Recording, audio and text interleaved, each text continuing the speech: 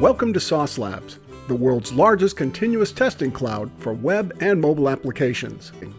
The Test Runner Toolkit supports a growing list of automation tools and frameworks for running end-to-end web tests, such as Cypress, Test Cafe, and Playwright.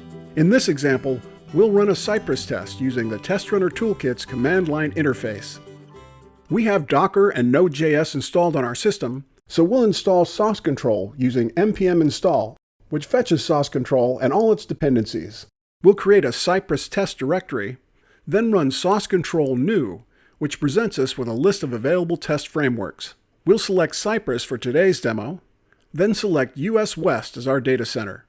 SauceCTL just created all of our test files, and within the test directory, we can see an example test.js test file.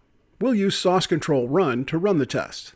This pulls a pre-configured Docker image with the browsers, test runner, and framework support necessary to execute the tests locally or through your CI server and upload the test results to SauceLabs.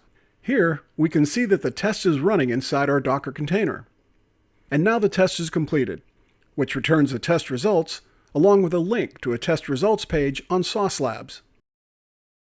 This is where we can watch a video of the test in action, see a complete list of commands, view log files, and access other information that makes debugging a lot easier.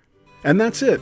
With just a few clicks, we executed our test locally using the framework of our choice and reported the results to SauceLabs for further analysis. Visit saucelabs.com to try out the Test Runner Toolkit today and learn more about how SauceLabs can help streamline and speed up your tests.